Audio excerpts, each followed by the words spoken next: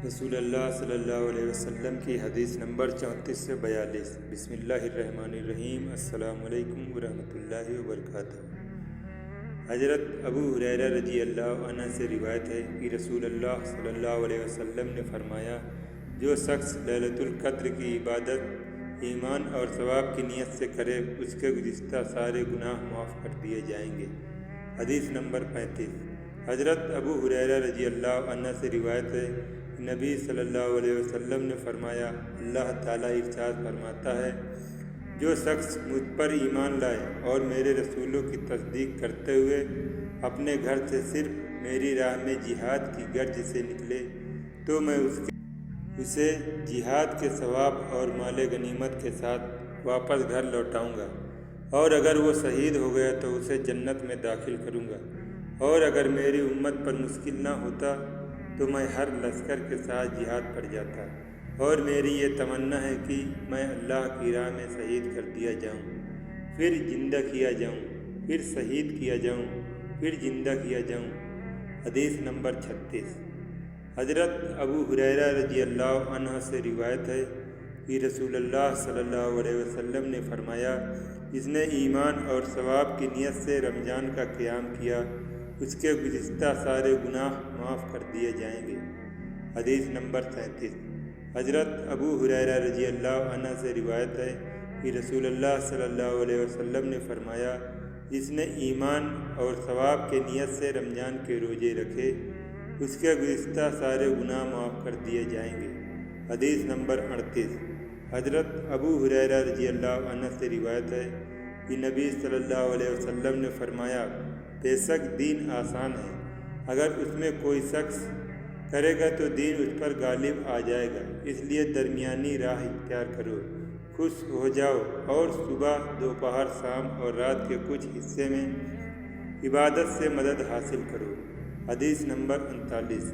حضرت برائے رضی اللہ عنہ سے روایت ہے کہ نبی صلی اللہ علیہ وسلم جب مدینہ تشریف لے آئے تو اپنے ننیھال میں ٹھہرے، اور وہ انصاری تھے، اور آپ صلی اللہ علیہ وسلم 16 یا 17 مہینے بیت المقدس کی طرف رک کر کے نماز پڑھتے رہے، اور آپ صلی اللہ علیہ وسلم کی یہ خواہش تھی کہ بیت اللہ قبلہ بن جائے، لہٰذا تحویل قبلہ کے بعد سب سے پہلے جو نماز بیت اللہ کی طرف رک کر کے پڑھی گئی وہ عصر کی نماز تھی۔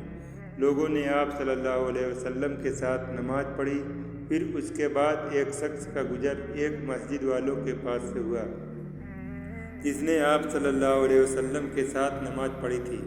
نماز پڑھنے والے رکوع کی حالت میں تھے۔ اس نے کہا، میں گواہی دیتا ہوں کہ میں نے ابھی رسول اللہ صلی اللہ علیہ وسلم کے ساتھ کعبہ کی طرف رک کر کے نماز پڑھی ہے۔ یہ سنتے ہی وہ لوگ نماز ہی میں کعبہ کی طرف پھر گئے، اور جب آپ صلی اللہ علیہ وسلم بیت المقدس کی طرف نماز پڑھا کرتے تھے تو یہودی اور عیسائی خوش تھے۔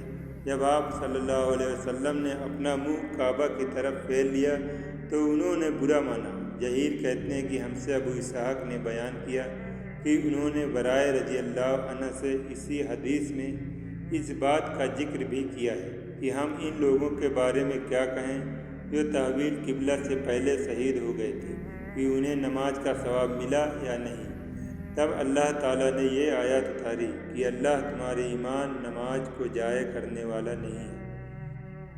حدیث نمبر 40۔ حضرت ابو سعید خدری رضی اللہ عنہ نے خبر دی کہ انہوں نے رسول اللہ صلی اللہ علیہ وسلم کو فرماتے سنا کہ جب کوئی بندہ مسلمان ہو جائے اور اس کا اسلام عمدہ ہو جائے تو اللہ تعالیٰ اس کے گزشتہ سارے گناہوں کو مٹا دیتا ہے، اور اس کے بعد بدلہ شروع ہو جاتا ہے کہ ایک نیکی کے بدلے 10 سے لے کر 700 گنا تک نیکیاں،